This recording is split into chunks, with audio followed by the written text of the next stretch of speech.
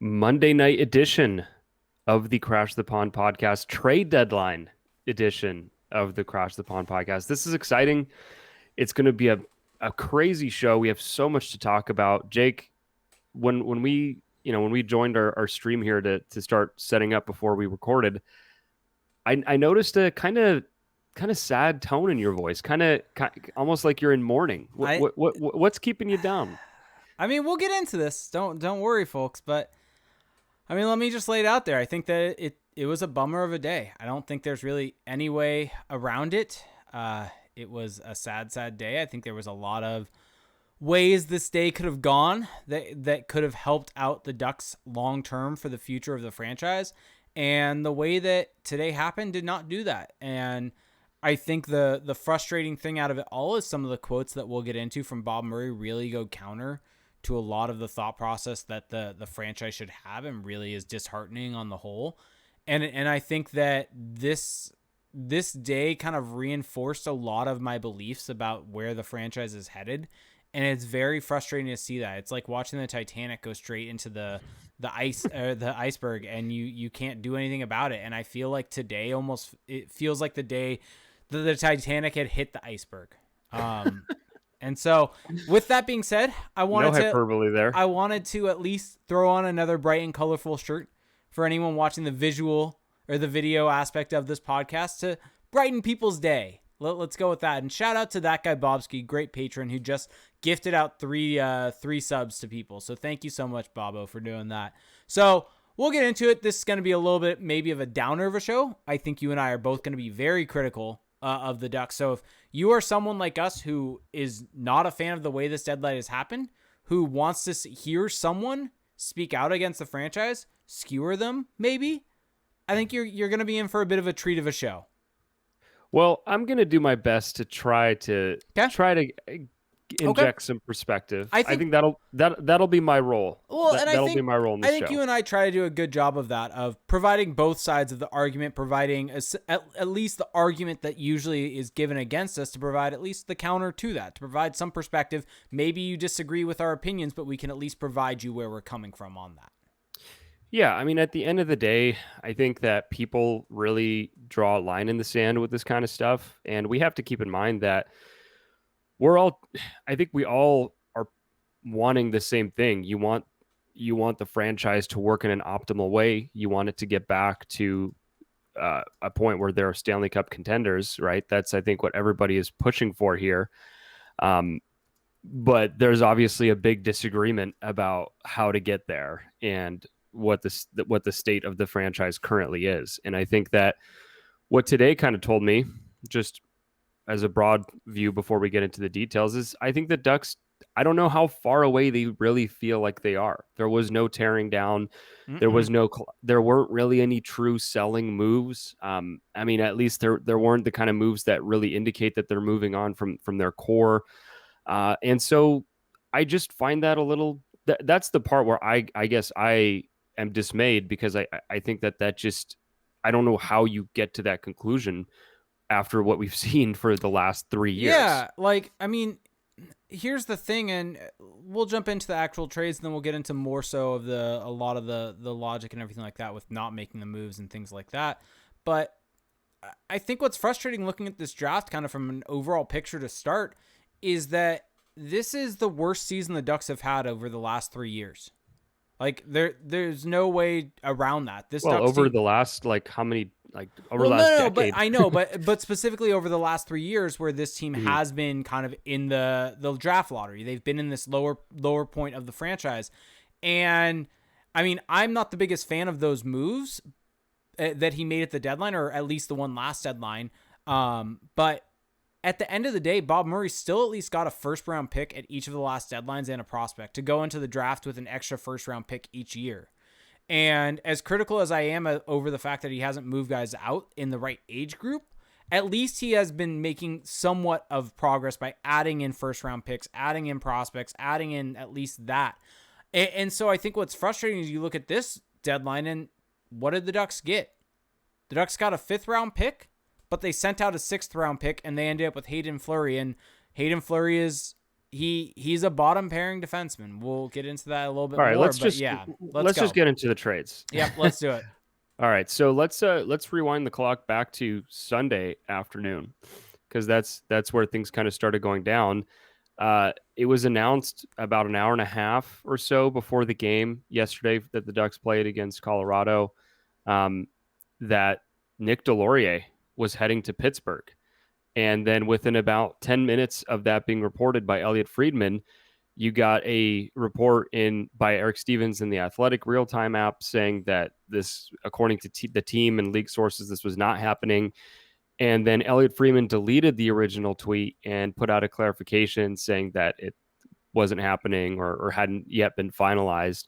And it ended up never happening, which I feel like that kind of didn't really get talked about that much because there was so much other news. But what a bizarre chain of events that a reputable source in Elliot Friedman announces a trade or says that a trade is happening, and then it ends up not happening. Like, it's just, how often do you see that? Yeah, I mean, it's very, very rare for something like that to happen, where Friedman, who's one of the most well-respected insiders basically around, he's essentially elevated himself basically into the Bob McKenzie role as of now, in my opinion. I think he's at that level. And he is that. Yeah, he is that now. He's surpassed that, yeah. Yeah, and so for him to get something wrong like this is not the norm. And so, which makes me kind of wonder if maybe there was something, the deal was basically finalized, maybe something got out, maybe the Ducks didn't, maybe I would expect that the deal was close to being done. And then something happened, there was a snafu, maybe it was Brian Burke with overarching sight in Pittsburgh, ended up nixing it, who knows. But the deal ended up not happening.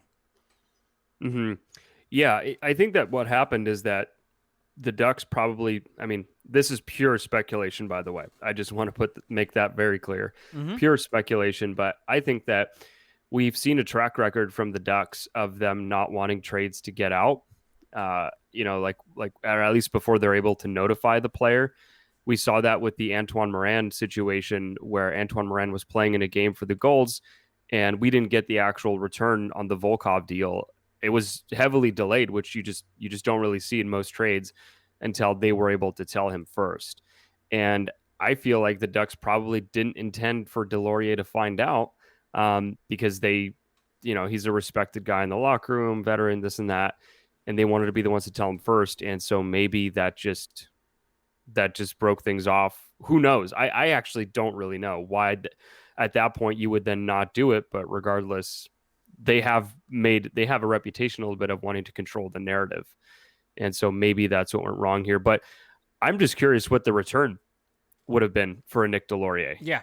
Agreed. Maybe a 6th round pick, 5th round pick. Yeah, I mean, my initial read on it was I was kind of surprised because Nick Deslauriers, it seemed like he was given the contract extension last year as a 2-year deal to essentially make him the 40-70 or 27-54 now rule for or exposure requirement for the Ducks. You have to expose 2 guys for the expansion draft to meet that role. But I mean, looking at the Ducks expansion list, I mean, that was also under the assumption that they would probably protect Henrique and Silverberg.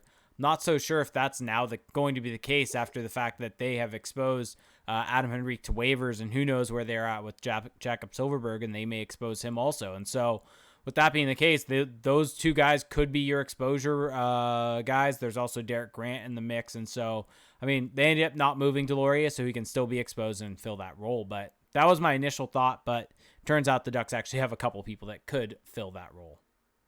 Yep. And so now moving on to the trades that happened today, the Ducks made us wait. The Ducks did not make a single trade all of deadline day until I think the deadline had officially passed. Afternoon. It was within the minutes, either right before noon or right after noon, that the first trade was announced. And really, really exciting trade here. Blockbuster deal. Ben Hutton to the Toronto Maple Leafs. Longtime Duck, celebrated Duck, Ben Hutton, going to the Leafs for a 5th round pick, which I got to say, my quick reaction to that was just, well, they got him on a PTO. They signed him to a deal. He didn't really play a ton, didn't even really play that well, and they got a 5th round pick out of him. Yep. So that's a tidy piece of business for the Ducks. This is exactly the type of move that the Ducks should have been making. they should have been doing this with every Well, single player that they it have on the also tells roster. you that they have this in their wheelhouse. Yeah. Like they're capable of making these trades. Mm-hmm. Yep. And Exactly. so what was your reaction to it? I mean, my reaction was, I mean, you look at kind of what other UFA rental type defensemen got. I mean, what was it? Erica Branson got a 7th round pick. Braden Coburn got a 7th round pick. Patrick Nemeth, I think, got a 4th or 5th round pick. I'll confirm that one in a sec. But basically, like, to get a 5th round pick for essentially a guy that you, like you said, you signed on a PTO, someone that hasn't necessarily played a big role on the team and hasn't necessarily been a good player for the Ducks. I mean, he's been fine, but he's been saddled next to Jacob Larson for most of the year, and that's really tanked kind of the way he's played. When he's been away from him, he's played a bit better. But the fact that they were able to get a 7th or a 5th round pick is pretty solid, honestly, for him. I mean, Eric Gustafson only got a 7th round pick. Like, essentially, there were a lot of guys that were I would consider probably better, not necessarily significantly better, but better than Ben Hutton. And they got a lot less than a 5th round pick. So good return from the Ducks. I mean, I think one other thing to note is that is a 2022 5th round pick as compared to a 2021 5th round pick. And so, I mean, maybe this is a sign that the Ducks are not that high on this upcoming draft. There was a really good thread put out there by Scott Wheeler that there's a notion going around that this draft is extremely weak, so it's devalued their picks, and he made a very good point that a lot of smart people should be keying in on this draft and getting more picks for it if it's being devalued because there's more people. Turns out the Ducks were one of those teams that probably devalued this draft, though, and wanted to get something for the next one. So they got a 5th round pick in 2022. Yeah, I mean, if you look at a lot of the trades that happened today, a lot of the trades involve 2022 picks. Yep. People are just staying away from 2021. And I tend to think that can mean one of two things. Either there's like some groupthink going on and everyone seems to just have decided that this class isn't that great. Or, you know, on the flip side, if you're kind of in the Wheeler train of thought that, hey, this is an opportunity, that if people are deciding that they're not going to invest that much in this class, then that's maybe where there's going to be some hidden value. I think part of the reason why people are staying away from it is because it could be described as an under-scouted class. That's it. But I would argue that it's just less in-person scouting, right? Well, I think it's under-scouted also from a result of the fact that there are not that many. Well, it's been weird seasons for a lot of these guys. Well, there's not that many games to scout. The painful light actually brings up a good point that smart teams like the Leafs didn't seem to care to lose their picks there. So that's possible. Maybe they also did key in on the fact that a 1st round pick, I don't know, maybe we'll know. Well, the Leafs, wouldn't work out. The Leafs would have flipped that first in any year. Like they are all in. They're all in this year. They would have done whatever it needed to take to get what they wanted. But I think that going back to kind of this draft, I think it's more so the fact that there's a lack of ability to scout based upon guys not playing as much, and that's really kind of left some teams probably wary of this draft. And I mean, because it's going to be a crapshoot. I think outside of the top 10, it's going to be a bit of a crapshoot where you're going to see guys taken in the 1st round. I think you're going to see more 1st round busts this year than you see in a standard year, and you're going to see more guys from the 2nd and 3rd round make it to the NHL as a result. Yeah, but the funny thing about that is there's kind of an implication that, well, scouts are usually so accurate, you know, and with all that additional scouting they get, you know, they're really making solid picks every time up to the podium. I really want to. I can't wait for the stats on this class a few years from now and see if the outcomes are actually the same or maybe even a little better. That would be so great. This year is going to be more of a lottery than other years. I think you're going to see more guys in the 5th and 6th round make it, which is the exact reason why if you're getting a 5th or a 6th rounder, get it in this draft. Yes, because there's going to be someone that falls. I just think that we're going to find out whether having more information actually.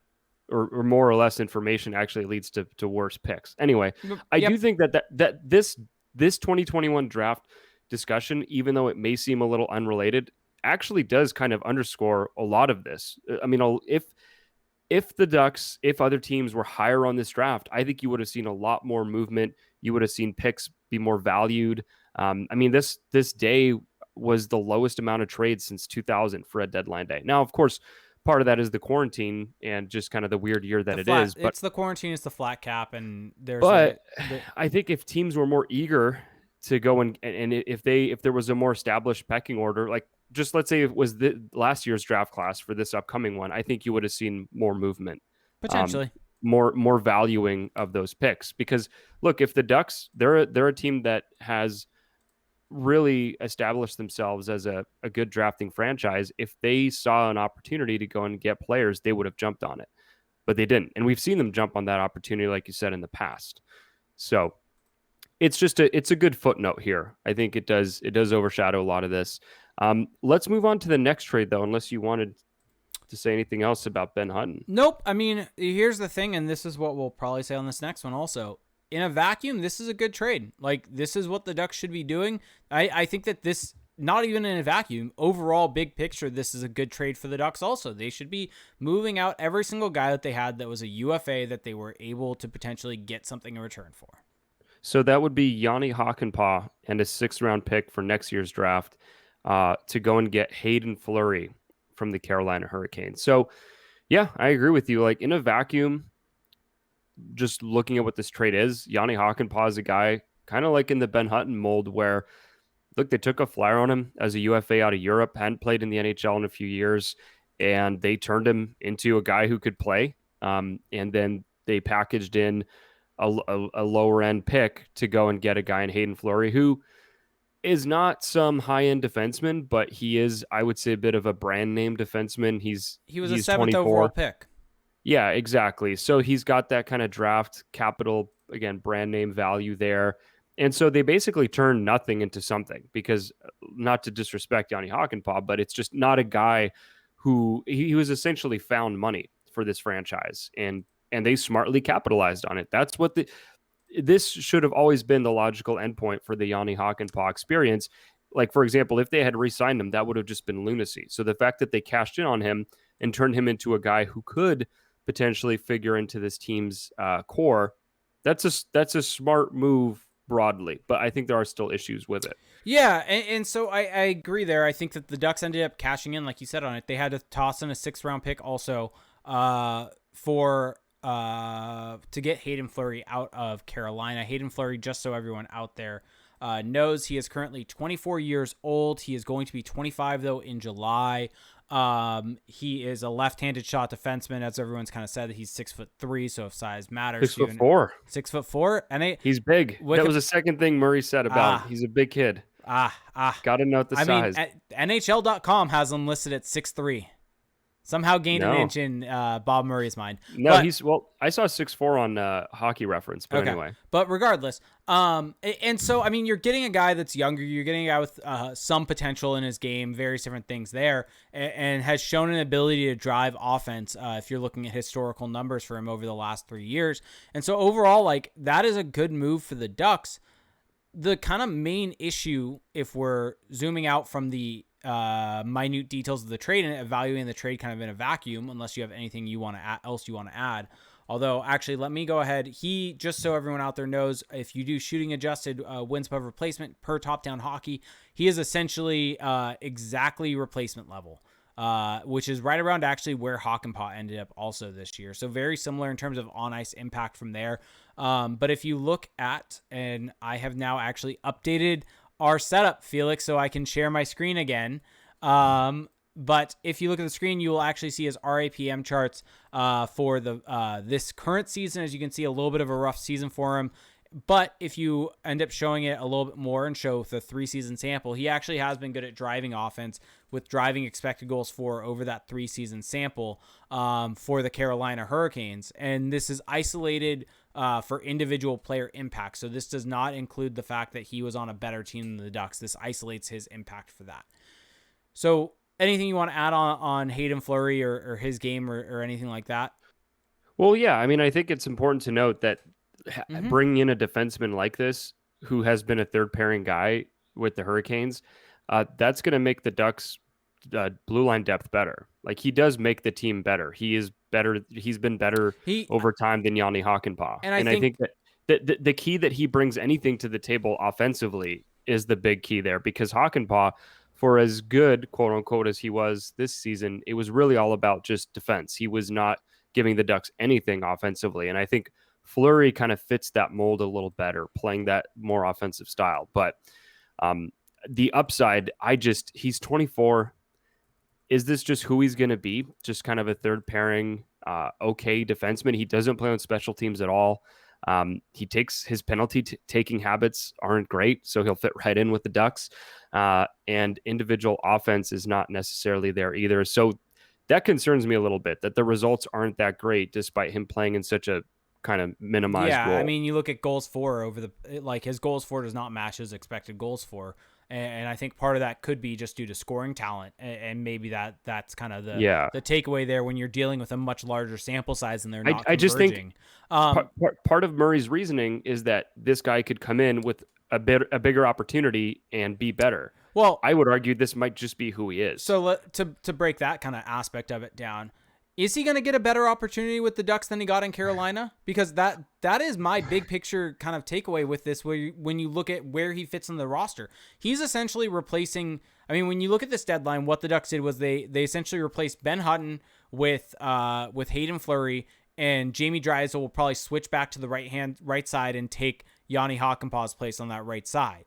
And so overall, yes, I agree. This Ducks defense is better on the whole, but when everyone's healthy, and now granted, it seems like Lindholm is probably going to be out for the rest of the year, but when everyone is healthy next season, Hayden Fleury is the third left-handed shot defenseman on the roster.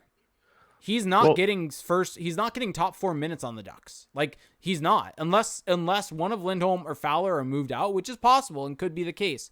But as of right now, that the logic of him coming in and getting a bigger role outside of this final, 14 games of the season, that's not going to happen with the Ducks because you have Lindholm and Fowler ahead of him. Well, and I think it might not just be a bigger role because Murray did allude to consistency because he wasn't even a guy playing in the lineup every single night. That's fair. So he will get more of an opportunity in the respect that he'll get more playing time just game to game. I mean, right now, so the projected Ducks blue line, you'd have what, Fowler Manson? Can we pencil that in as a pairing? Fowler Manson or Fowler Drysdale? Fowler Manson, Fowler Drysdale, and then I'll go Lindholm Shattenkirk. And then on your third pairing, you could have Fleury Drysdale. Yeah. And so, I mean, that's not a terrible blue line. I mean, we've drawn this up on paper before and looked foolish at times, but I think that's consider where they're coming from with their third pairing with the likes of Jacob Larson, definitely, who just seems completely on the outside looking in right now. By the way, like Fleury being brought in is not good news for Jacob Larson. No, it's also not good news for Josh Mahura either. Yeah, or long forgotten Brendan Gooley. Another name for that left hand side. I mean, there's a couple guys on the Ducks in that 23 age range on the left side, and now you add Hayden Fleury. And so, real quick, want to mention this because this quote just absolutely destroyed me on Hayden Fleury. And this just so everyone knows, before we started recording, Jake saw this and he legitimately yelled when he first saw it. This triggered him. It did. And don't worry, folks, there's even more frustration for me on this trade. But it's so here's the quote from Murray. I think he needs to play. I think he needs to play a bunch. It could take a little bit of time. When he was in the bubble last year, he played pretty well for them. He just needs to get his legs underneath him and get going. I think this is a future move. This is adding to our defense group. And then Bob Murray added, it's a 24-year-old defenseman. Most defensemen don't reach their peak until they're 28, 29. There's a good future for this man. No. Does someone want to inform Bob Murray about aging curves and the fact that there has actually been statistical studies about this that has shown that guys reach their peak, even defensemen, they are a little bit later, but they reach their peak at 24 and they leave their peak at 28 or 29. They do not enter their peak at 28 or 29. Well, we already knew that Bob Murray didn't totally understand that just due to the contracts he signed, but he just removed all doubt by actually saying it. The thing that's so infuriating is that you and I have been talking about aging curves, talking about all this different type of stuff, talking about all this with the Silverberg contract, the Henrique contract, the fact that it's not going to age well because of all this different type of stuff. And lo and behold, we're right. Like, not tooting our own horn, but tooting our own horn. We were correct. Those were both bad deals at the time because of aging curves, because they were not going to age right. And The fact that you have this man who right in his, like, directly in front of him, you have deals that you signed that they are in the second year of, that you are waiving.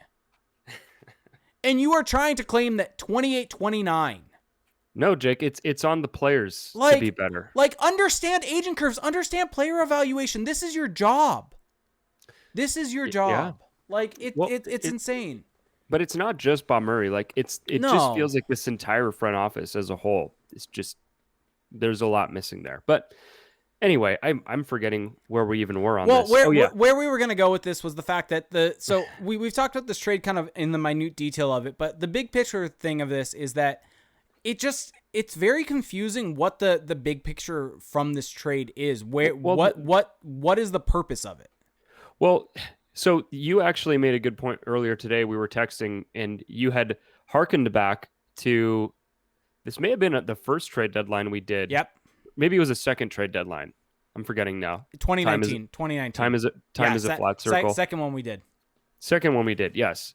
And when Brandon Montour got traded as a right-hand shot defenseman for a left-hand shot in Brandon Gooley, the Ducks had this surplus of left-hand defensemen, and Bob Murray at the time had said the puzzle might not look complete or something to that effect, but it'll make sense in due time. And the Ducks still have a bunch of lefties, and they've gotten here kind of just by accident. Like they traded Daniel Sprong for Christian Juice. They then lost him without wanting to lose him. They then had to scramble and get Bet Hutton, who they then moved out to get a pick.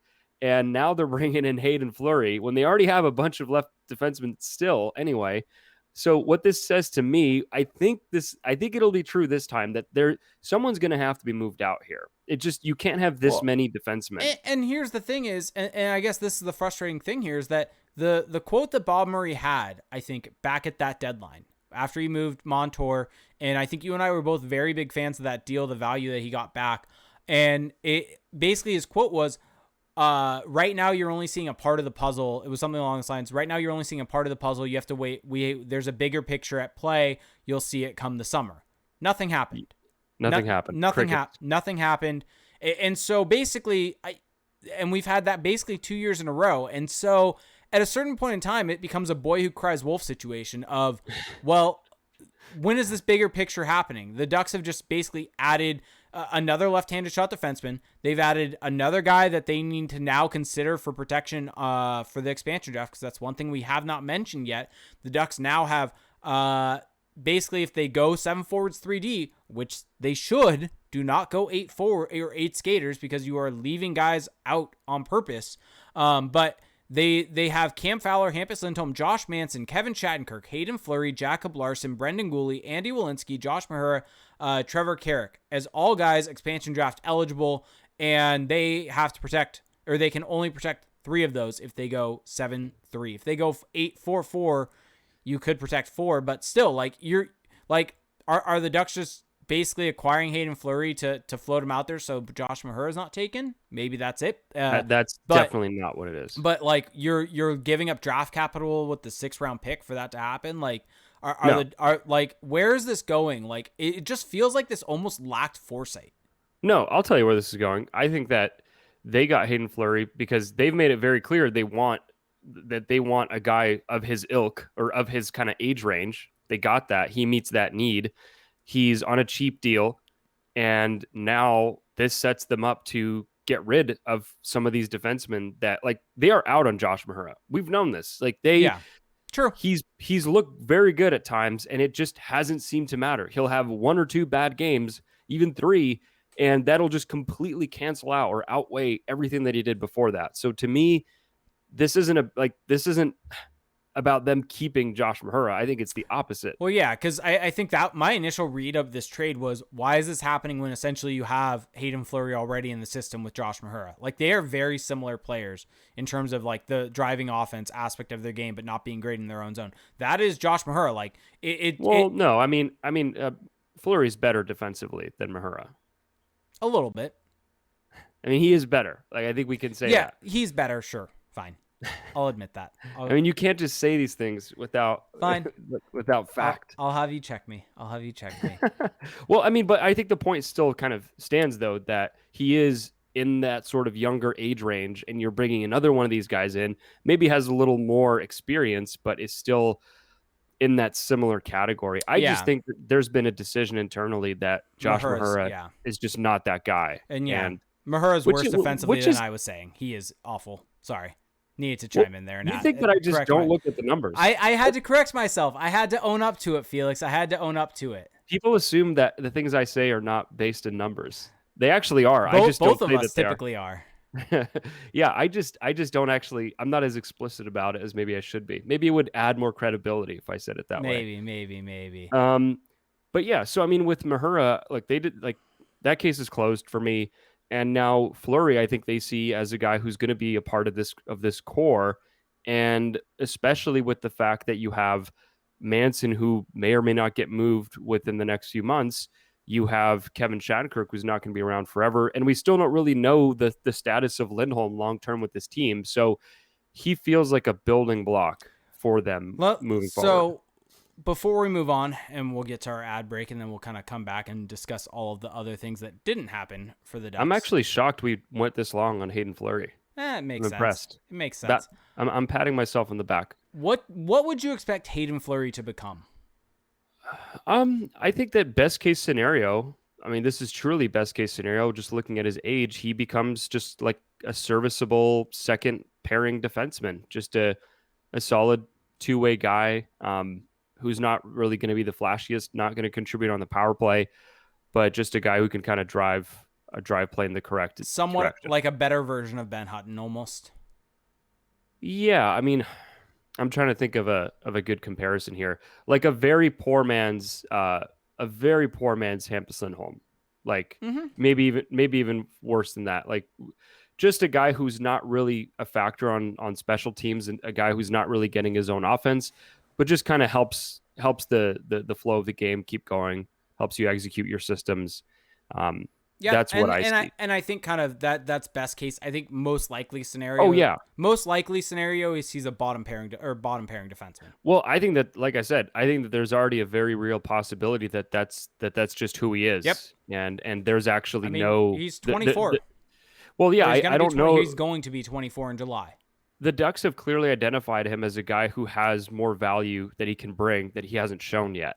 And maybe he will do that. But look, the Carolina Hurricanes are one of the best places you can play as a defenseman, just in terms of your system. And yeah, these numbers do control for that, but it's just hard to totally separate it just logically. They are also a franchise that understands the numbers in depth, and so they would not let a guy like this slip out from underneath their fingers if he seemed like he was going to become what he was. So, well, they did also go and grab Yanni Hakanpää. So, I mean, but at the end of the day, they may view Yanni Hakanpää's defensive side of the game as something that they are actually missing. Yeah, like fill like a niche in their lineup as the sixth defenseman, basically.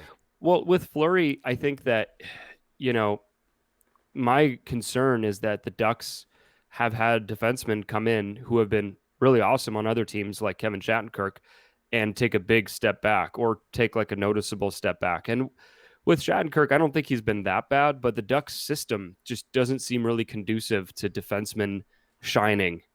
Yeah. And so maybe on an upgraded third pairing, maybe eventually the Ducks will have a new coach anyway and it won't matter, and they'll have a system upgrade there. But I don't know if Fleury's going to meet this untapped potential that the Ducks see in him on them. But if he just stays what he is now, I think he's still an upgrade for this roster long term. So I think, like we said at the very start of this conversation, I think that it's mostly a fine trade, even though in the big picture it doesn't make total sense.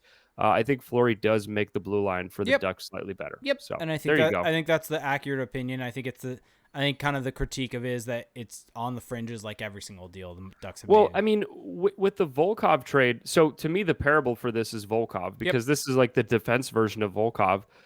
With Volkov, they legit turned almost nothing into what could be a good NHL player. I mean, they traded a 7th round draft pick and Antoine Morin for Volkov. They did trade a guy in Hakanpää who could have been flipped just for a pick and maybe a higher one, like who knows? And that may have been the better deal. Yep. So that's why there's a little more quibble here. I mean, I think if Hutton can get a 5th, I think Hakanpää could at least get a 5th. Exactly. And so would you have been happier with them just flipping Hakanpää for a fifth Yes. would be the question. Yes. Like, I think that the Hurricanes would have probably taken that deal. I would have done Hakanpää for, I think that if Hutton got a fifth, you should try to get a fourth for Hakanpää. Yeah, like he's probably, well regarded around the league for the season he's having, and the Ducks have talked him up at every opportunity. So And he's who playing knows? big minutes. So Yeah, and yeah, exactly. He's been playing like second pairing minutes, Yep. first pairing minutes even sometimes. So Yep. So teams all right. value that. Time for a word from our sponsors. Yes. So Mack Weldon, this year, spring is going to hit a little different because we're all finally starting to get back outside and see friends again. No matter where your adventures take you, bring the comfort and style of Mack Weldon along for the ride. Trust me, your closet is going to thank you. My closet is thanking me. I'm just going to go ahead and say that. Style game for me might not be the strongest. Mack Weldon has helped that. Let's just put it that way. Whether it's their hoodies, polos, tees, or active shorts, everything in the Mack Weldon collection mixes and matches seamlessly to fit with any other trendy products you have. So, Jake, I mean, it's springtime. You're geared up in your Mack Weldon apparel. I am. What are you're probably going to put it to use. Maybe in the gym. I am. Who knows? Mack Weldon's been a good sponsor of this show now for, coming up on, I think, almost a year, maybe. Coming up close to a year for Mack Weldon being a sponsor of the show. And, their product is absolutely fantastic. From the Ace sweatpant, which is probably, I think, my absolute favorite product. I love sweats. And I think that the Ace sweatpant might be my favorite one that I've ever had. It's nice and slim fit, and it's kind of the perfect little thing. It's still got a little bit of a June gloom, even though it's not June yet. But it's kind of that the morning haze, the morning fog. It's a little bit chilly. Throwing on some sweats in the morning is nice, and then kind of once it warms up a little bit, they have some nice active shorts. They have underwear that are absolutely fantastic for working out. Their knit polos are great. Basically everything is great, and they have great versatility. It looks great, it feels great, and it has a wide range of kind of different types of fabrics. And so they're kind of the fabrics are all meant to be whatever you need them to be. So whether it's a sweat where it's going to be nice and comfy for your kind of lazy day in, or it's an activewear type of thing where you can kind of move around, it can really work with you. And so it's just absolutely amazing product. I really cannot speak highly enough about it. And also they have their Weldon Blue program, Felix, which is a totally free loyalty program. Level 1 gets you free shipping for life. Once you reach level 2 by spending $200, you get 20% off every order for the next year. Like that's just an insane deal there, honestly. That's a good deal. Honestly. Yeah. And so Mack Weldon wants you to be comfortable. So if you don't like your first pair of underwear, you can keep them and they'll still refund you, no questions asked. So for 20% off your first order, visit mackweldon.com/CTP. So like Crash the Pond, and enter promo code CTP. That's mackweldon.com/CTP. Promo code CTP for 20% off. Mack Weldon is reinventing men's basics and reinventing our wardrobes. Yes. So thank you, Mack Weldon. Thank you for that. Mm-hmm. Okay, let's just keep the train rolling here. So I think we've covered all the trades. Not a whole lot to cover. The two. I think we really got full value conversation wise for those deals. Now let's just talk about the bigger picture. And I'm gonna get out ahead of it here. I know you have a lot to say. I'm gonna try to get in my piece before you surely just light this world on fire. Look, the Ducks, I think they missed an opportunity. I think that, yes, this is a weird year, weird market. I think you have to acknowledge that. Like, you have to acknowledge the fact that there's no comparing this year, almost no comparing this year to previous deadlines, with the quarantines, the financial landscape, the fact that everyone seems to hate this draft. But even with all of that being said, this is a team that clearly needs to rebuild, clearly needs to load up on future assets. They are showing that on the ice. They have shown that for the last 3 years. And the fact that they came out of this with no additional draft picks, even for the future, even if it's beyond 2021, is just kind of baffling to me. Like you said, they have managed to do that the past 2 trade deadlines, and that has been kind of like the saving grace. It's gotten them the likes of Jacob Perreault. Great deal. Who we're really high on. And so that's the benefit of doing that. And the fact that they couldn't swing any of that, the fact that it seems like the Ducks had a set price for Manson, for Rakell, and they just would not be negotiated down. I think that they're going to be looking kind of foolish in the long run, because I don't know that they're going to get more value later on, leading up to the expansion draft or next season. I think that there is still just that set in stone fact that you get 2 playoff runs for a guy as opposed to 1 when you're making this deal, or when you're receiving one of the Rakells or the Mansons. So just kind of baffling that they really didn't do any of that. Now, is it surprising from this front office? No, but that is my quick take on it. Now, Jake, I understand you may have a few thoughts. I have plenty of thoughts. So, yeah, I mean, where to even begin, honestly, with this? I think that you really summarized it nicely there, honestly, the fact that this really just feels like a big missed opportunity. And the main reason why I say that is it's apparent to all of us as Ducks fans, everyone watching the Ducks, that the current core is not good enough. Like, that's just kind of, I think, a known fact at this point in time. This is the second or third worst team in the league. And that core is the driving force behind that. They just aren't good enough. And I think that is not, people may view that as harsh, and that's actually not me trying to be harsh. I think that they are just miscast.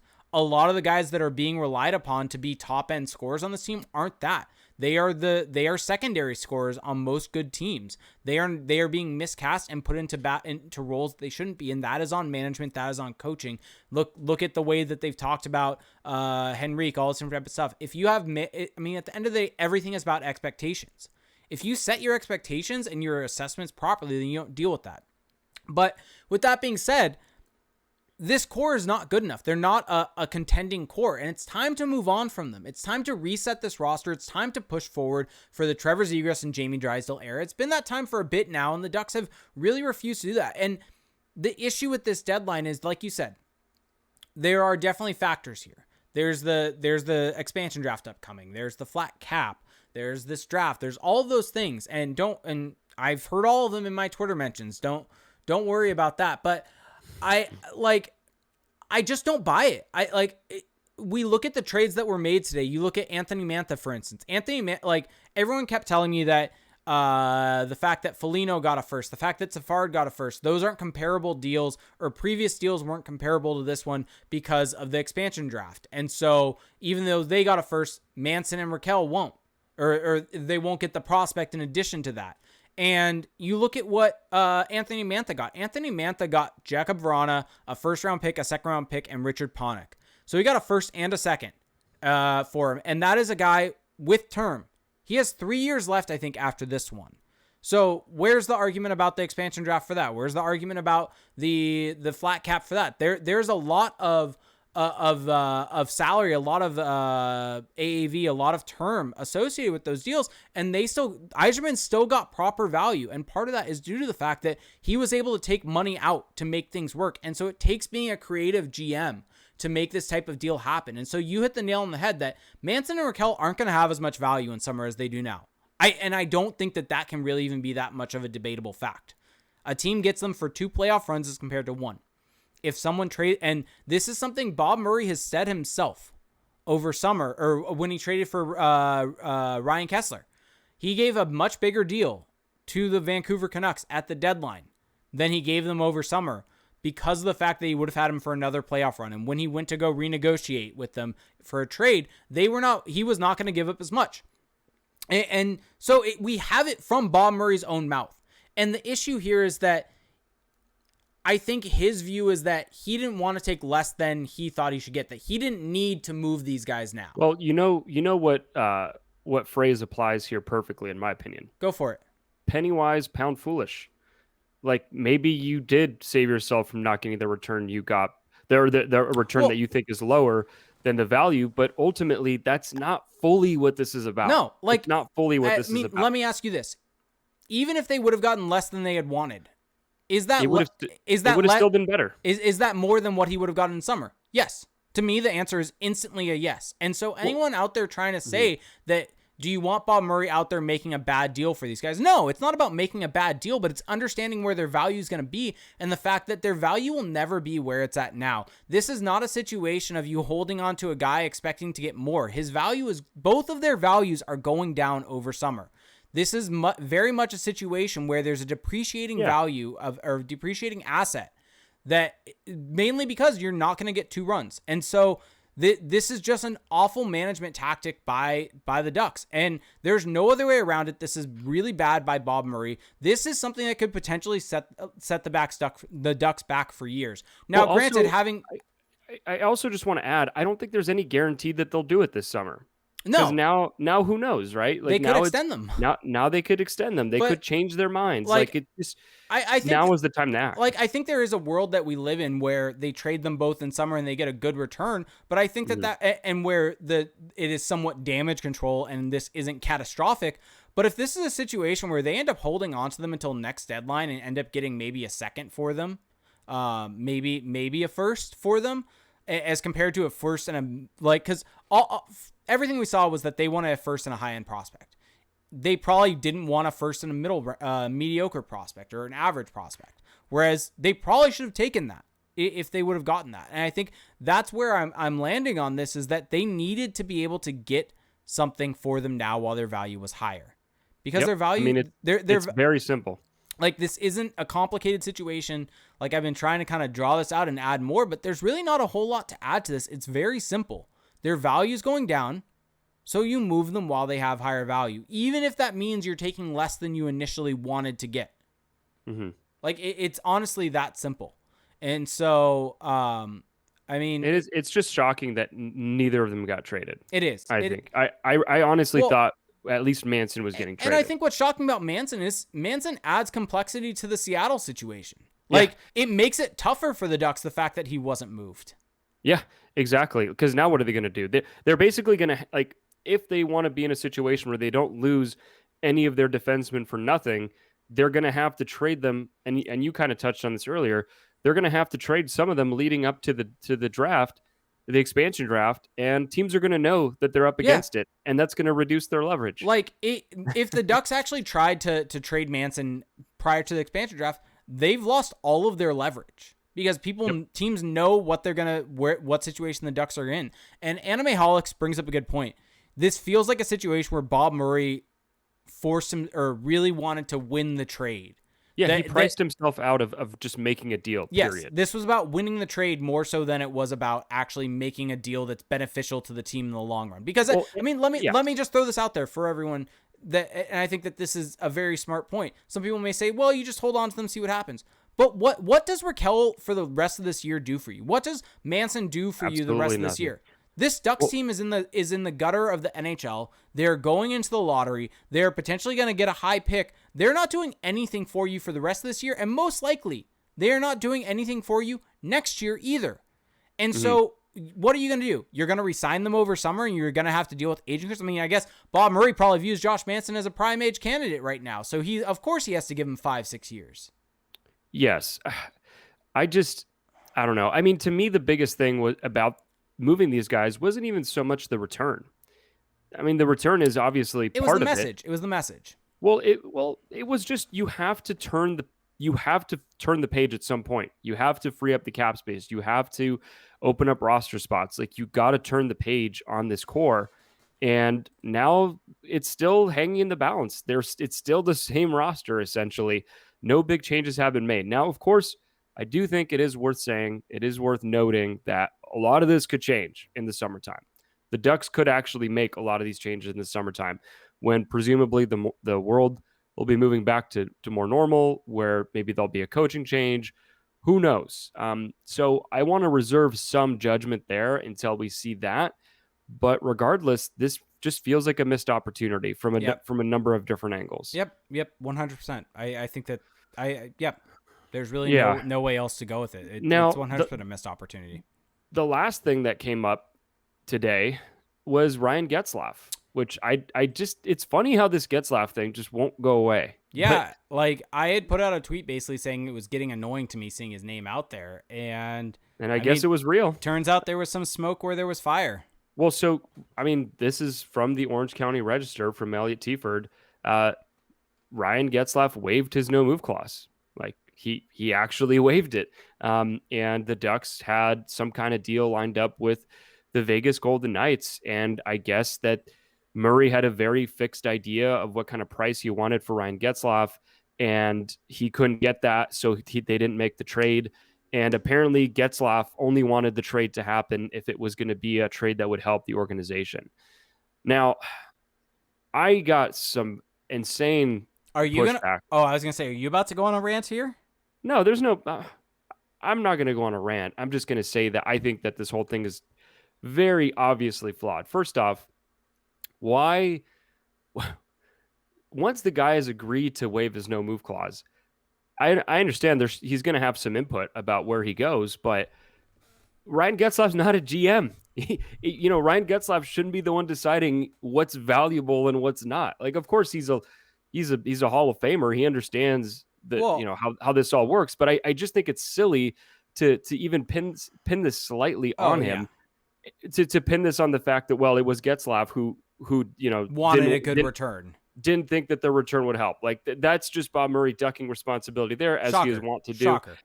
And then also, look, what is Ryan Getzlaff really worth? Like, what did they think they were going to get for him? He's 35 and he's having a fine season, but he's just not the Ryan Getzlaff of old. You're not getting a first round pick for him. You're not getting a pick. You're not getting a first and a prospect. Maybe you get a second round pick, because he is a pure rental. And this year that seems to be worth more than it usually does. So, yeah, you could have gotten something, but I guess that a lower pick just wasn't worth it. Look, you've already gotten to the point where you've waived. You've already made the decision internally that you're willing to move to a very. He's only so when he's waiving. I do want to say this: he is waiving for that one team. Yes, but so the point I'm making here is just that you've already kind of passed that threshold of being willing to move. Yes, even if it's just to one place. You've already decided that. And so this whole thing is about how Ryan Getzlaff only wants what's best for the team. And the reason he would be leaving is because he loves this team so much and he wants to help it. Even if it wasn't the ideal return, getting more assets still helps this team. Yep. And I think that if you are in the position that Bob Murray is in, I think there's a way to communicate that. I think there's a way to communicate that to Getzlaff and say, look, I respect how you view this, and I think that you are on the money. Like, it should only be worth it if it's going to be something that's going to help us, but this could actually still help us, right? Here's how it could help us, as opposed to just bottling yourself into, well, it's only going to help us if it's a first round pick or a prospect. But clearly that is the Ducks' overarching philosophy, because that's kind of why they didn't make a bunch of trades today, is because they couldn't get their ideal return. So I said this on Twitter. People went ballistic, and look, I'm sorry. It's not because I think Getzlaff is worth peanuts and then that's all he should get. It's just, this is a very kind of, I'm looking at it from a very just cold, hard facts. Do you want my take on it? Yeah, I want your take, because you have been less on the Getzlaff. I have been less on the Getzlaff move trade. Yes. But I do want to add this. A lot of that was predicated on the fact of, it's up to him. If he wants to stay, if that's something he values, then that's something that should be respected and he shouldn't move. And I think from a fan perspective, it would be cool. But if he is open to moving, then I think you have to move him. Yes, exactly. And because at the end of the day, it's the same conversation it's not an insult to Getzlaff if you only get something that you don't think is that valuable. It's the same conversation. And I mean, DB Lowry 3507 brings up a good point. If they didn't have a deal in place, then they probably should have never asked Getzlaff to waive his no movement clause. Like, why did he waive it if there was not a deal in place? Well, also, like, is this all just like posturing? Like, what is this even about? Yeah. Why does this even need to be said? So, I mean, maybe there was a question about Getzlaff, but I just feel like this is everybody wanting to look good. Yeah, to the public. And getting back to kind of where I was going with it is that at the end of the day, to the same point about Rakell and Manson, the fact that they're not helping the Ducks at all for the rest of this season. Like, there's no doubt about it. You could maybe make the argument that they help next year. I disagree there. I don't know necessarily where the Ducks will be by that point in time. But Ryan Getzlaff is a rental right now. He does not have a contract for next year as of yet. He is not going to help the Ducks for the rest of this year. Even when he's scoring, this is a lost season. So if he was willing to waive his no movement clause, no matter what you get in return helps the future of the franchise more than Ryan Getzlaff over the next 14 games. It's that plain and simple. There's no doubt about it, no way around it. Even if you're like me and want to see Getzlaff remain on the Ducks for the entirety of his career, if he is willing to move his no movement clause, you have to then explore that, and you have to be willing to move him. And honestly, I think you could have gotten a first round pick for him, and I think the Ducks wanted more. That's insane. Because that is insane. Well, because you look at what Nick Foligno got. Nick Foligno got a first round pick. Ryan Getzlaff's having a better season than Nick Foligno and does more for you than Nick Foligno does. Okay, but just first off, sanity check. If you get a first-round pick for Ryan Getzlaff, that is awesome. That is a great deal. That is more than enough. And so if it's a second round, you do it. If they were down to a second and they were also asking for like Peyton Krebs or something, and that's where it fell apart, that's just insanity. That is pure insanity. It's Bob Murray having to win trades. He has to win trades. But a first would have been a win. No, but he cannot. Well, he also viewed it as here's a quote from him. We're going to get another good draft pick this year to add the ones to the ones we've had the last few years. Making deals for draft picks who aren't first rounders doesn't make a lot of sense for us right now. My goal is to get players who have already been drafted and have a little bit of experience already. So I think Bob Murray prioritized getting someone back who was NHL ready instead of just understanding where the franchise is. Exactly. This draft could be not this draft, this deadline, we could look back in 3, 4, 5 years and say that was where the Ducks became the Sabres. And that, I know some people might think I might be hyperbolic saying that.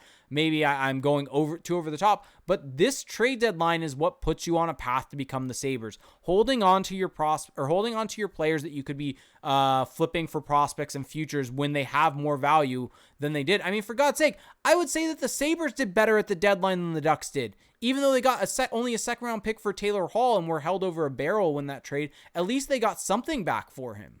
The Ducks just didn't do anything.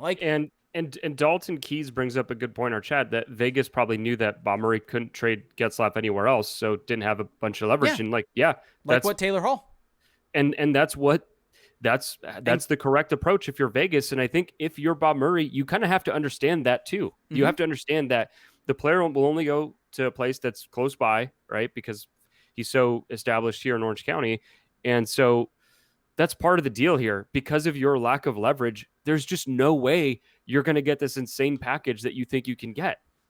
Yeah. And so I aired that out on Twitter, and I haven't been hit back like that in a long time. Ratioed. And I just think people don't understand where I'm coming from. I'm not saying that Ryan Getzlaff should be pawned off for peanuts. That it's just the simple fact that you should be looking to get value. You've already gone down this rabbit hole of asking him to waive his no move clause. And so follow through. I completely understand and appreciate that he is the captain, that he's he's face of the franchise, this and that. I get all of that. And it would be extremely weird, believe me, to see Ryan Getzlaff in a Vegas Golden Knights jersey of all jerseys. It would be extremely weird, but this is a business and you got to make hard decisions. You got to follow through with what you say or what you're trying to do, especially if like them asking him to do that and him agreeing, that was actually that was rational. Try to get value for a guy who could maybe get you something. I mean, so the fact that they galaxy brained their way out of it is just, it's just wow. Look at what happened. Look at what happened just up the road.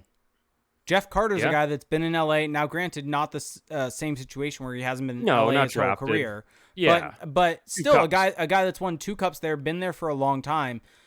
You couldn't have made a deal for him. And I think part of it also was a cap hit situation. And I think the other issue that we have here is that I don't think you look at a lot of the deals that were made this deadline, a lot of them for rentals really had double retention and teams had to get creative in order to make that happen. Maybe this is me being too harsh here and I'm fully accepting that. I don't know if Bob Murray has that amount of creativity in him to pull off that type of deal. Well, does this front office have that? Because that takes a lot of understanding of the cap and ability to go through it and make sure basically you're pulling off the best deal. And so, the Ducks potentially probably didn't want to retain that much of his contract, and that's potentially probably what held it up. Well, we've already seen that the Ducks cap management is not the strongest, and David McNabb is the one who's in charge of that. And look, he's been in the NHL for 42 years as an executive, and he's been in Anaheim for 27 years. I don't know. Maybe the grasp is starting to loosen up a little bit on the rules, and what you can and can't do. Let me ask you this: Getzlaff fully retained. Does that get you a first? I think it might get you a conditional second. Or is Like the fully retained just something you have to do just to I think you even have to start do talking? it to make it work with. I mean, Yeah. Vegas doesn't have a lot of space, but here's kind of where I was going with it with the Jeff Carter comparison is they gave up or they got a conditional third and a conditional fourth, with the conditional third being if they make the cup final, it becomes a second, with Carter playing in half the games. And if he plays in 50 games next year, the fourth becomes a third. And so, I mean, if you're the Ducks, why wouldn't you have done a conditional second? With if Vegas makes the conference final, it becomes a first. Yeah, like exactly. And the thing is, if this is truly all about Getzlaff just saying, no, I won't do this deal because I don't think it's commensurate to the value that I think I should get. I mean, the process there's just completely broken. I get it. Like he should have a say because of all that we've already talked about, his stature with the franchise, but he's waived the no move clause. At that point, you've established the team. He shouldn't have a say in what the deal is. That's just insane to me. Like the nuts and bolts of the deal. So I feel like there's just no way that's actually what happened. And I think the Ducks and Bob Murray are just saying that because that just makes him seem like more of a hero, which is fine. You know, messaging, PR, I get all of it. But yeah, I mean, I don't know. I don't know if we've got anything else to say. The Ducks play in 29 minutes. What else did we have? Do you want to get into some questions? Yeah, let's get into some questions. There was one other thing kind of I wanted to briefly touch on, though, when it came to Manson and Rakell, except now it's kind of escaping me slightly. So that's fine. If it comes back to me, I'll end up, I'll bring it up. It's just, man, seeing Rickard Rakell and Josh Manson in the lineup tonight. It's frustrating. It's just, man. Oh, my. Yeah, Agazino. No. That's not even what I'm. Sorry, the lineup just came out, folks, and so we're both looking at it slightly. No, here, do you want? No, that's not even. The reason why I'm frustrated is why do you have Jamie Drysdale playing on his offside? Yeah. Like, what is going on here from a franchise that says they stress about development, that's what they care about, that's what they're going on about? No, it's because they want him out there with Manson so he can be protected. Guarantee you that's what it is. It's so stupid. It's so stupid. Jake is just gonna explode. It's just bizarre, and it's bizarre. I mean, this entire thing is bizarre, and it's Neanderthal thinking. It's Neanderthal thinking. It's not understanding aging curves. It's not understanding value. It's not understanding any of this. It's not understanding how to rebuild a damn franchise. Like, that's at the end of the day what this is. It's not understanding how to take a franchise that is on the downturn. This is a team that has been a continually downward trajectory as a franchise, and Bob Murray has not done one damn thing to be able to make this franchise better, in my opinion. Okay, I'll backtrack that slightly. Getting the first and prospects for Kasha, as much as I don't like that deal in the Montour trade, do help out long term. But all of the other stuff he's backed his way into. He has not tried to rebuild. He has not tried to be bad. He is not the reason why they have Trevor Zegras and the reason why they have Jamie Drysdale. That happened regardless of what he did. He tried to make good teams. Yeah. He lucked out into getting those two players. Like, this is not of his own volition. My question would be, maybe this is also because he didn't have the levity to make a big trade, you know, because of the fact that he's potentially on the way out, that maybe his hands were a little tied. Who knows? Today was a miss. It was a swing and a miss. Do you think that before we jump into questions, let me ask you this, and we'll get to questions from Twitch. I have a couple that we need to hit quick before we get to Twitch questions. But do you think that this was the last deadline for Bob Murray? Do you think that this was the nail in the coffin with the inactivity? So just to clarify, he is up this summer? Next summer. No, I think he's got one more in him. Okay. Yep. That's fine. So let's get to this one. I mean, I'll say this, though, just to follow up on that. There is a possibility that next season is just as bad as this season. So speaking of that, this is actually a perfect question. This came from Duncan, who's a patron, which is why I wanted to get this one in.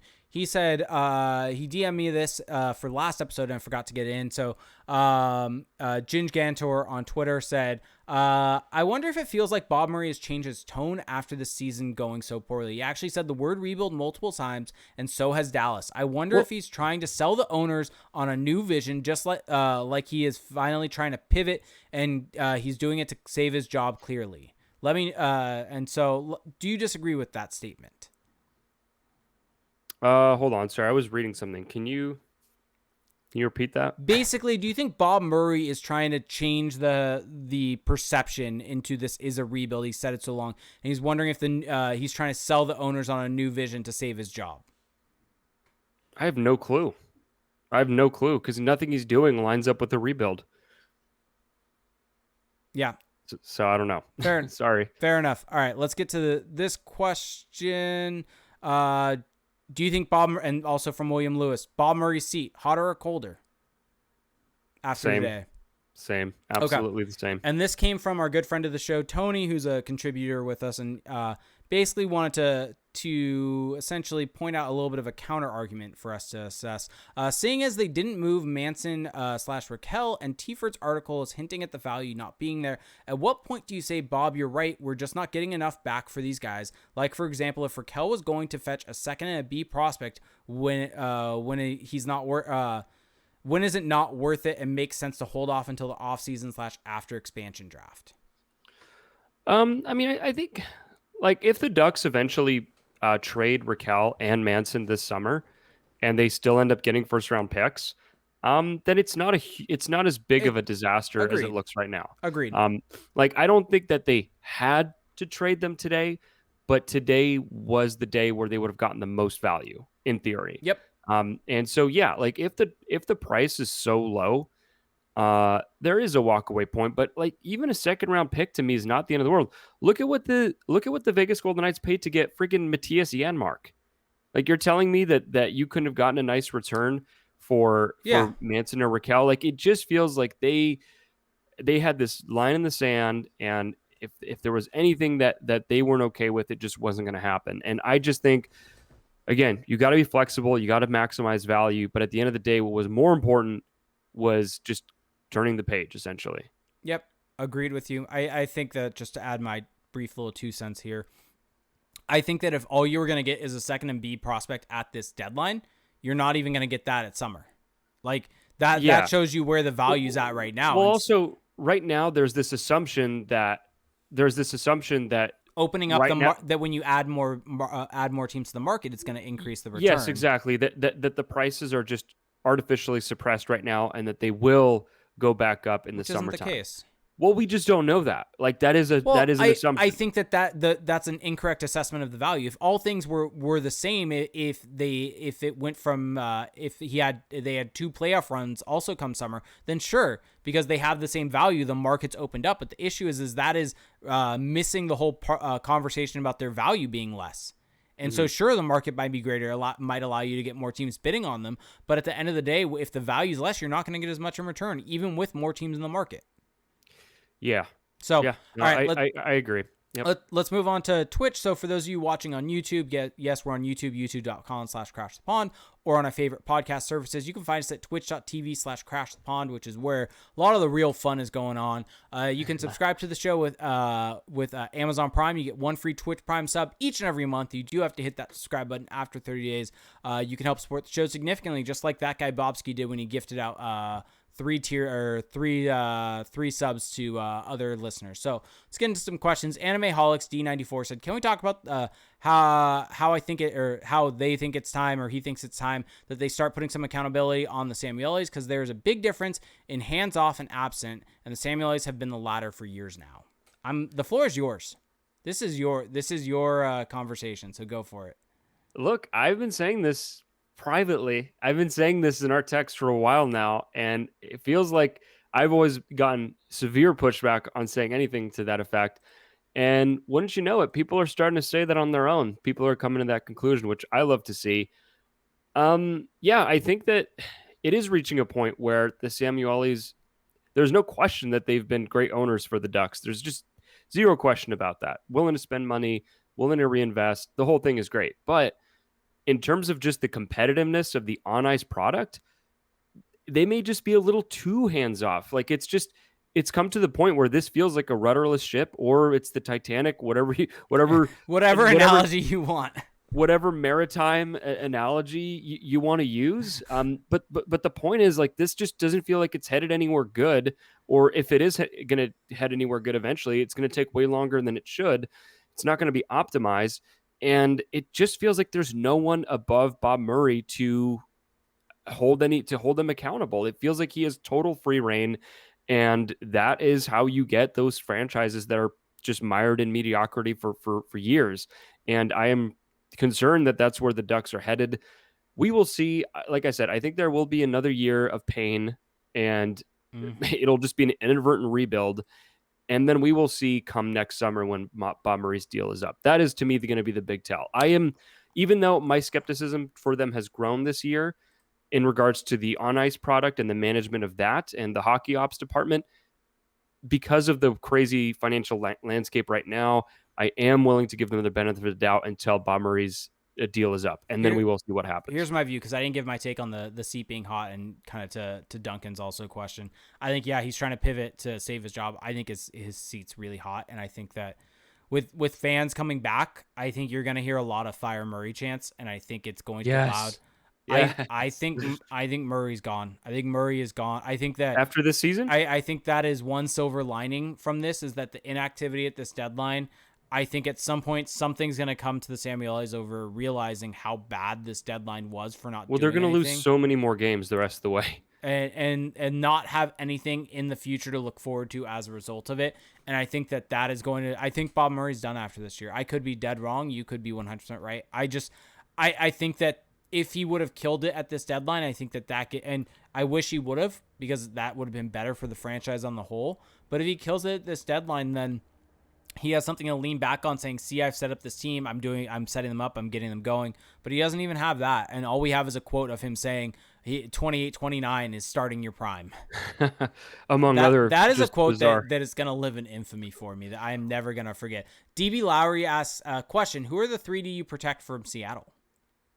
I don't know. I mean, we were talking about that earlier, and I have no sense of what direction you should go. I'm going to operate under this assumption. You should trade Josh Manson before, so I'm not protecting him. I'm exposing Cam Fowler. I'm not protecting him. I just think dangle him. If you can somehow get out of that, then great. I don't think it's happening, though. I think that you do protect. Do you protect Lindholm and Shattenkirk? You don't protect Shattenkirk. I don't think Shattenkirk's ever been in the conversation for protection, actually. Okay. There's just no one on here that feels like you have to protect them. I think you protect Lindholm. I think they protect, or I think not what I think you should do. I think what they will do is protect Lindholm, Fowler, Manson. Yeah, which is, it is what it is. They should just trade Manson before that. But you're going to get that is when you get pennies on the dollar. You want to talk about trading a guy at a low value point. Oh boy, that is that. Dalton Keys asks, what is the timeline of this summer with the 2 drafts and free agency, and what would your main goals be if you were GM? So let me pull up the dates real quick. But it goes expansion draft, then it goes the actual draft. So the expansion draft is July 21st. The first round of the draft is July 23rd. Rounds 2 through 4 are July 24th, and then unrestricted free agency begins at 12 p.m. Eastern on July 28th. So that basically the kind of end of July area is where it's going to really kind of get busy. And so I think my main goal would be getting younger. Yeah. I mean, sell. What they should have done this deadline. Yep. And Jeremy Ramirez 871 says, what does a realistic hierarchy change look like, knowing that Bob clearly isn't the guy to turn things around? You go Toronto model. You go president of hockey ops and a GM. And I think that if you set up some kind of hierarchy like that, where power isn't as centralized in one figure, which is funny because Bob Murray is the executive vice president, but regardless, he has too much power. I think it's really holding this organization back. I think he's still the president of hockey ops, though. Yeah, and so he wields so much influence, and it's just, I feel like in any organization, any industry, it just shouldn't be all put into this one person. It should be more of a collective effort, checks and balances essentially. And so that would be the model that I would go to. moving forward. Yeah. Let's see. Let's get to a couple more questions before we head out because the Ducks game is starting in 15 minutes. Do you think there's anything about? Do you think other GMs hate dealing with Bob, so they kind of have left him out a little bit? Well, he only deals with like 5 teams. Yeah. So, Yeah. so it's possible. So here's a question from M. Young said, say Manson waived his no trade clause. What would your, because this is one thing we didn't talk about was that the fact that Winnipeg ended up losing Blake Wheeler for indefinitely. And so you and I both keyed in on them as potential Rakell and Manson destinations. I mean, Yep. The issue is Manson had Winnipeg on his no trade. And so that's why he mentions Manson waiving his no trade clause. I mean, that could have been where it just fell apart, honestly. Yeah. Maybe Winnipeg was really the only team that was willing to offer up, and Manson just wouldn't do it. Yep. Fat Gerald asked, does Seattle pick up Fleury now? I mean, who are they going to take from this team? They got to take someone. Yeah. Could be Fleury. Chris Kindred asks, are you worried that even if Bob Murray is fired or resigns, we will still be stuck with a similar organizational philosophy with Martin Madden at the helm? I can't see the Ducks looking outside of the organization for the next GM, so he seems most likely. The thing is, we don't know what Martin Madden looks like running the ship, and so it's possible that his philosophies are much different. I mean, look at the kind of players that he targets in the draft versus the kind of players that Murray targets in free agency and on the trade market. There is, I think, a pretty clear distinction there. Madden seems to be more valuing skill, upside, and so would he take that philosophy to the NHL? I mean, I think it's an open question, and it's not a guarantee that he will carry over all of Murray's beliefs. That being said, I think it is a good point. The grass isn't always greener, but right now, the grass is dead. Like there's not even any grass. So it is going to be greener on the other side of the fence. And so that's why you got to move on from Murray. Yep. And let's end with this. We got Ginger Wolf saying, are the Ducks 2 NHL ready 2021 picks? So if they ended up with 2 picks that are NHL ready right away, which I don't think they would end up getting, but are they 2 NHL ready 2021 picks away from contention? Let's say they got, I don't know, a later first round pick or a later top 10 No, they're pick. not. Yeah. They're not. No. They're not, especially with this draft. But even if it was a great draft, they would not be that close. Yep. So I think that's probably going to do it for us tonight in terms of questions. Anything else you want to add, Felix, to all of this? Oh, well, there was a good question from JJ Stone 22. What did I miss? There's a lot of questions, and I try to get them all. Was it before I was looking for questions? Will the pain end is the question. Oh, will the pain end? Hopefully.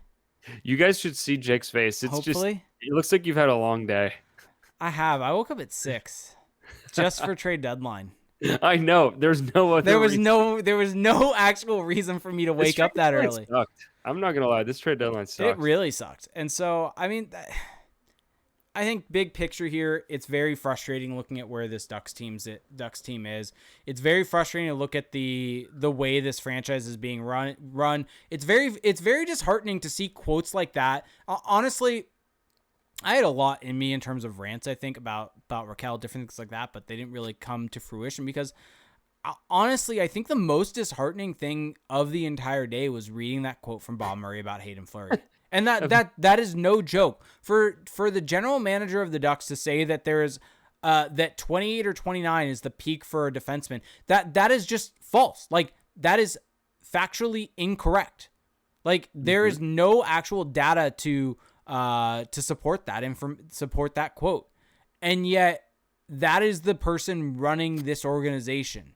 That is the person that is evaluating the talent, that is handing out contracts. Like, if that is his view, like, why would he not give out an contract extension to Manson? Like I could very much see this. Like, the path for the Ducks to get better is this. They sell Rakell, they sell Manson in the offseason. They don't get as much as they would have at the deadline, but they at least sell them and get something back that will help in the future. They also sell Lindholm in the summer because they need to start looking towards the future. They need to start getting guys out of here that when they're not going to end up where their contracts are going to be hurting the Ducks in the long term, because Lindholm's going to want a big deal. He's going to want Fowler's deal plus. And so the Ducks need to start planning for that and moving towards the future and getting things back.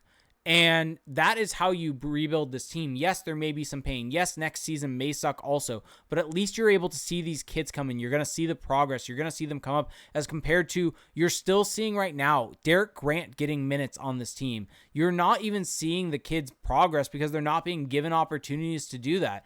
And the other way that this happens is that the Ducks go the Sabres route and they extend Manson. They extend Rakell.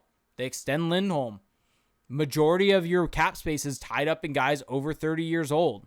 And you don't have future assets to really come in. And you're relying upon Zegras and Drysdale, and you're going to penny pinch them for a long time as a result. And it's just... I mean, they already are with Zegras. and so it's just...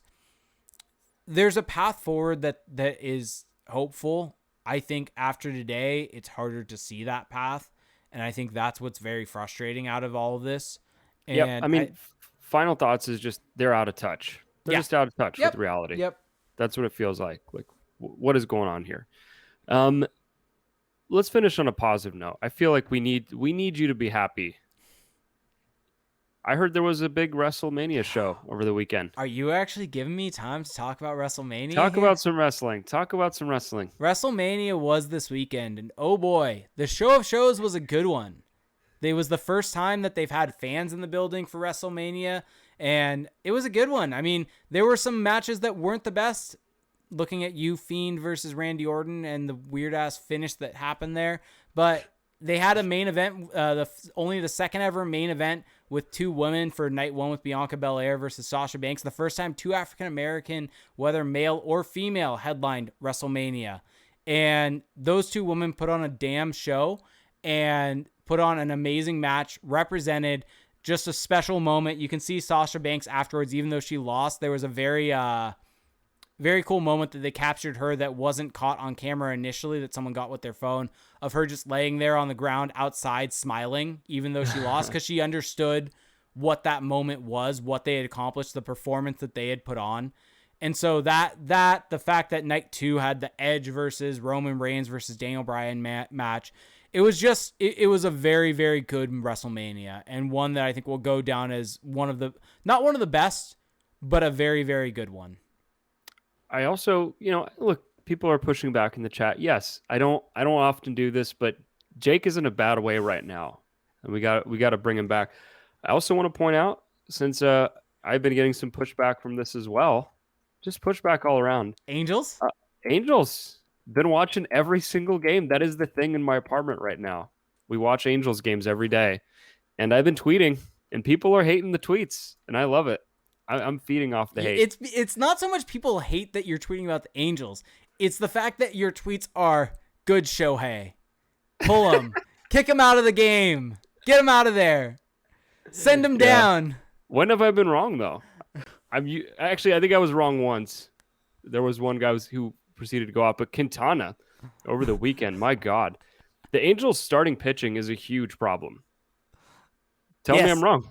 Tell me I'm wrong. You act like this is a new thing, though. Well, I'm discovering these things. I've never followed this team before. Also, the big issue is it just feels like after the top 3 or 4 guys in the rotation or lineup, whatever the term is, there's just nobody. There's no bats after at the top. Am I wrong about that? No, we now have pushback saying, but baseball is not hockey in our Twitch chat right now. All right. Well, this is why we got to stop. Just trying to give the people some different topics. What was your... Okay, let's end here. Let's actually end here. We're going to overlap with the Ducks game. What was your favorite trade of trade deadline day? Ooh, favorite trade of trade deadline day. And the only rule is you can't pick the Mantha trade. Damn it. I mean, honestly... that one was pretty great. Real quick. Oh, one thing I want to say that it sucks that the Kings, I think, had a much better deadline than the Ducks did, because they actually got things for their future yet again. Having said that, let me. I'm trying to look at the trades from the week or from the deadline, because there weren't that many actual big ones. I guess. Let's go with. Okay, or not your favorite, but just the one that like stood out to you the most, good or bad. Just a trade that made you kind of like go, whoa. I think that, I mean, it's really hard because the deadline was really kind of just Well, it was spread out. It was very spread out. It was not that eventful. I think honestly, actually, David Riddick to the Maple Leafs. Wow. Did not think you were going to go that route. Well, that one really, I felt like came out of nowhere. Like the Maple Leafs were rumored to be in on goalies, but the fact that it was the fact that basically Riddick all of a sudden became available and was traded. Like that came out of nowhere and really shocked me. Well, what I don't understand is why the Senators traded Mike Riley when he's been playing so well for them this season. Yeah, that too. Unless I'm missing something there. Taylor Hall to Boston is going to be fun. I just love the fact that he drove from Buffalo to Boston. He wanted out of. He just ran to his car and just sped off. Please. By the way, people in our chat are saying Eric Branson to Montreal. That actually didn't happen. No, Eric Gustafson. Yeah, Eric Gustafson went to Montreal. Eric Branson went to Nashville. Yeah, what is Nashville doing? Why didn't they trade Matthias Ekholm? I mean, I'd be pissed if I was that a was Red fan. actually my biggest thing with this deadline was, I mean, this deadline set up to be a perfect deadline for the Ducks. I know we were saying we were going to end it, but this set up to be a perfect deadline for the Ducks with the fact that Nashville, who were supposed to be their biggest competitor as a seller, decided not to sell. Yeah, exactly. Oh, and there's the Salem appearance. I was trying to get her on camera, but she's elusive. Let's see. Okay, now Jake there's the cat. There she is. Different collar. It is the same collar that she's had. No, there was a red one last time. No, it's been blue. I swear. It's been blue. Okay. Aw. She looks so happy as she tries to escape your arms. Okay. Well, my favorite trade, I just don't understand what the Canadians did, to be honest. Here's your token Canadians mentioned. Why did they get a bunch of defensemen? Why did they get John Merrill and Eric Gustafson when they could have just kept Victor Mete? Don't understand that. Don't understand. And like now the big shame for the Ducks here is that they weren't able to claim Victor Mete off waivers. If they would have just not beaten San Jose. That is the difference. If they don't beat San Jose, they don't have as many. They have less points than Ottawa. Oh, that's right. If they would not have beat San Jose last week, they would have ended up with more points than Ottawa or less points than Ottawa. Here's a theory for you. They don't claim him regardless. I mean, that is a valid theory. Like, look at what they value. Yeah. I mean, size. Victor, he's a big kid. Oh, man. Big kid. Help. Someone send help. Send help. When will the pain end? Bob Murray FHEM chimes in saying never would have claimed him. Felix is correct. Yeah, I don't think the Ducks would have claimed Victor Mete, but if they had, that would have been such a boost. Like that would have been an actual upgrade on their blue line as opposed to like a marginal upgrade. Okay. Well, I think we should probably wrap up. Yeah. I kind of want to keep going, but we'll actually Felix, don't worry. You and I have 2 more straight days of podcasting to do.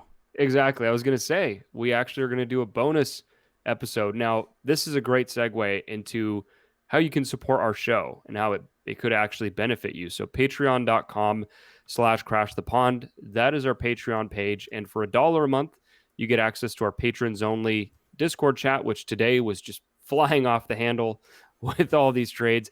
It's popping when every time you go, you see several people are typing. By the way, in the box. Speaking of Discord, I want to give a shout out. You had mentioned him earlier, JJ Stone or Jay Johnstone. In our Discord chat, had thrown out that basically saying thank you to us for building that community there. It allows him to kind of keep in touch with the Ducks fan base, even though he lives outside of the Ducks fan base, living in Arizona. And so, want to just actually give out. I guarantee everyone in our Discord probably is listening to this episode at some point in time, and so. You guys have really made that a very welcoming, very awesome community, and it's all you guys. Like we've barely done anything. It very much. I mean, it's built upon kind of what we do here, and so I'm just very appreciative for kind of how that thing has turned out and how everyone in the Discord goes and talks about it. It's my favorite place to talk hockey, and it's so much fun. Yeah, exactly, and that is exactly the benefit. Is if you're a fan and you just want to kind of join, because with hockey Twitter, or if you go on forums, it can be so toxic and people are just trying to win arguments as opposed to just have fun and talk hockey. And that's not what this is. This is the opposite of that. And I think if anyone in there has questions, I feel like there are just so many people, including ourselves, that are willing to answer and try to help and try to explain things so that There's no such thing, in my opinion, as a dumb question. And it's also not like an echo chamber either. Like there is room for pushback Yeah, and debating, definitely. like, but it's done in like a healthy way, Mm-hmm. not just trying to put people down or anything like that. Just anti-Twitter is what I would call it. Yes. Okay. Now for $5 a month, you get access to 2 bonus podcasts a month, and this ties into what we were just talking about. Tomorrow we will be recording a bonus episode where we'll just do a breakdown of the whole trade deadline, every team, every deal. We do this every year. It's one of my favorite podcasts that we do. I wish that we had more deals to talk about this year. I really do. But you know what? That's okay. We're still going to give it our all. And so that's for $5 a month. And, we also do podcasts where we'll talk Ducks there, go more in depth on different topics. We'll do season rankings, player grades, uh, more in depth. And also we'll sometimes do some off the wall stuff as well. If you enjoy the banter of this show, you get that in droves on the Patreon pod. It's a lot more unfiltered, I would say. Now for $15 a month, big jump, but I promise it's worth it. For $15 a month, you get access to 2 watch alongs a month. So we basically do a live broadcast of Ducks games where we give you an alternative feed, kind of like our Twitch stream where we're just commentating on the game, where we're breaking it down as it goes, gives you an alternative to the traditional broadcast, that some of the plus minus and face off talk that you get on normal broadcasts. We give you a lot more insight. And I think the next one we're doing is, I forget the date, but it's going to be on the next reverse retro night. No, our next watch along is Wednesday. Oh, it's Wednesday. Well, there you go. Even better. We're doing a watch along on, like I said, we have 3 straight days here, Felix. We're doing a watch along for Wednesday's game to discuss some more trade deadline stuff as we go. Probably just, honestly, it's going to just be unfiltered, us probably just talking shit about the Ducks, honestly. That's probably where that's going to go. But so if you want to tune in, have some more trade deadline catharsis. Yeah, that was the word I was looking for there. Wow. I know. Big Pulling word. that one out. Big word Pulling from this engineer. And so we have that. We also have a reverse retro game. The 24th, I believe, is the second one that we're doing for the month. Yes. And I also just want to point out, Danson Hayden didn't get traded. Shocker. Yeah. Just random aside there. Good point out by Forever Mighty there on Twitter. Okay. And a few more ways that you can support our show. If you don't want to pay any money a month, that's totally understandable. You can go leave us a rating and a review on the Apple Podcast app. And if you leave us a review, we will read it on this show. And even if it completely slanders me, I'll still read it. I still appreciate the 5 stars regardless, as you guys heard last week. We're on all your favorite podcast platforms. We're on Spotify. Check us out there. YouTube.com/crashthepond. Make sure you subscribe there and turn your notifications on so you know when our videos go up. So if you want to see Salem, if that's really what this is about. If you want to see Salem on the screen, then you got to check out the YouTube. Hey, also I bring it with my style. And yeah, if you want to see Jake's clothing choices, bobbleheads. Hey, I had someone actually, I believe it was Dorkwing, Christian, in our Discord chat or Twitch chat, had pointed out saying, "Dug my shirt." So there you go. There you go. So if you want to see Jake's exciting fashion choices, really complimenting my just lack thereof, then there you go. Trying to brighten your day. The video feed is where it's at. Make sure to check out our website. That's kind of where this is all based out of, crashthepond.com. Should have plenty of articles up this week. There's a lot to talk about, a lot to break down. So I'm sure we'll have some stuff up at the site there. Check out Crash the Pond on Twitter, at Crash the Pond, and on Facebook. Follow Jake on Twitter, at ReindeerGames91. I'm sure he'll have some content, hashtag content up this week. Probably have some AEW talk on Wednesday with Dynamite incoming.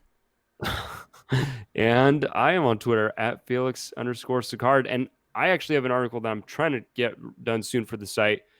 Just looking at Zegras in the AHL, how he's doing at center. I watched the shifts from the game over the weekend that finished 8-6. And oh boy, Trevor Zegras is just trying stuff out there. Spinoramas, Why not? deeks. Why not? He's just messing around out there. So we got to get that energy on the site. But all right, folks, thanks everybody for listening. Hope you had a great trade deadline day. Hope you enjoy the rest of your week, and we will talk to you this Sunday. Talk to you in a few days. Talk to you soon. Bye.